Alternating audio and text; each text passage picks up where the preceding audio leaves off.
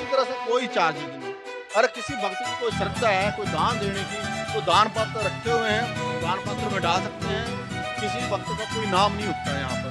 जितने भी लोग आ रहे हैं, लाखों श्रद्धालु यहाँ प्रतिदिन दर्शन करते हैं। उनके लिए खाने की व्यवस्था, पूजा की व्यवस्था, बाकी तिलक, रोली, मोली सारी व्यवस्थाएं निःशुल्क सारी की जाती है। बिल्कुल हम जनता को अधिक महत्व देते हैं, ना कि वीआईपी को ज़्यादा। और यहाँ पॉलिटिक्स वगैरह राजनीति की तरह कोई ऐसा नहीं है कि कोई राजनेता आ गया बहुत बड़ा तो उसको बड़ा-बड़ा 4 आदमी पीछे लगे होते हैं, ऐसा नहीं है। सर, छतरपुर मंदिर के बारे में थोड़ा-सा मतलब उनकी व्यवस्थाओं के बारे में बताइए। छतरपुर मंदिर की स्थापना जो है, बहुत बड़े विद्वान संत थे, संत बाबा नागपाल जी। उन्होंने 1972 में इसकी स्थापना की थी। उनका साधना स्थल है और इससे पहले वो अर्जुन नगर में थे, उसके बाद दुर्गा आश्रम, उसके बाद यहाँ उन्होंने यहाँ शक्तिपीठ की स्थापना की। ये माँ कात्यायनी, जिसकी छठे नवरात्र को हम पूजा करते हैं, उस देवी की उसकी स्थापना की, माता रानी की। माँ कात्यायनी जो है एक कन्या का रूप है, तो कन्या को दिया जाता है, लिया नहीं जाता। तो वही बाबा जी ने उसी तरह से यहाँ जो है कन्या के रूप में सभी श्रद्धालुओं को मानते हैं और उनकी सारी सुविधाएं, व्यवस्थाएं, लंगर की हो चाहे पूजा की हो, जो भी जूता सेवा हो, सारी उसी तरीके से बिल्कुल निःशुल्क, किसी तरह से कोई चार्जेज नहीं। अगर किसी भक्त की कोई श्रद्धा है, कोई दान देने की, तो दान पत्र रखे हुए हैं, दान पत्र में डाल सकते हैं। किसी भक्त का कोई नाम नहीं उठता है यहाँ पर। ऐसे नहीं है बाकी मंदिर में, जैसे आपने देखा होगा एक पत्थर मिल गया तो उसके ऊपर नाम खुदवाते हैं और उसके ऊपर पब्लिक चल रही है उस नाम के ऊपर, तो उसका कोई औचित्य नहीं रह जाता। यहाँ चाहे कितना भी दान दो, कहीं कहीं किसी का पत्थर नहीं। यहाँ तक कि बाबा जी का भी खुद का नहीं है।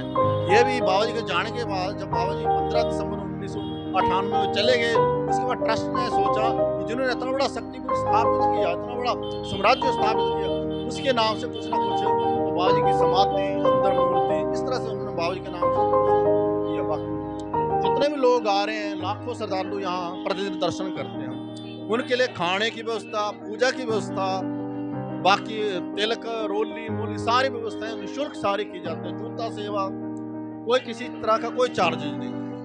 तो जैसे कि नवरात्रे साल में 2 बार आते हैं, तो व्यवस्थाएं कितने टाइम पहले, जो भक्तों के लिए आप कितने दिन पहले शुरू कर देते हैं? हम 1.5 महीना पहले हम शुरू करते हैं।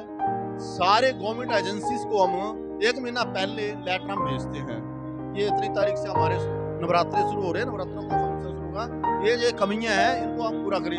तो हमारे जो गवर्नमेंट डिपार्टमेंट है, गवर्नमेंट एजेंसी हैं, वो भी नवरात्रों से पहले सारे, कोई जैसे PWD वाले हैं, कोई रोड की टूट फूट है तो उसको ठीक करते हैं, MCD वाले अपना काम करते हैं, पुलिस वाले अपना सिक्योरिटी का करते हैं। इस तरह से जो नवरात्रों से 2-3 दिन पहले सारी व्यवस्थाएं कंप्लीट हो जाती है। इस तरह से सर, मतलब काफी सारे मंदिरों में देखा मैंने, अभी छतरपुर मंदिर में मुझे ऐसा माहौल नहीं मिला। काफी सारे मंदिरों में एक VIP दर्शन का सिस्टम शुरू हो गया, उसके लिए आपका विचार जानना। हमारे यहाँ आप अंदर जाएंगे, कहीं कोई VIP का सुविधा नहीं है, लेकिन हाँ थोड़ा बहुत, जैसे कोई लंगर भोग वाले हैं या जिसकी कोई आरती वाले हैं, फूलों का श्रृंगार किसी ने किया, उनको थोड़ा सा महत्व दिया जाता है। ऐसा कोई VIP जो VIP भी आएगा उसकी वही पूजा होगी जो आम श्रद्धालु की है। अगर आम श्रद्धालु को तिलक लगेगा तो उसको भी तिलक लगेगा। ऐसा नहीं, आम श्रद्धालु को मिश्री का प्रसाद दिया जाता है तो उसको मिश्री का प्रसाद दिया जाता है, ना कि उसको फलों को टोकरा दिया जाता। तो हमारे यहाँ इस तरह से है।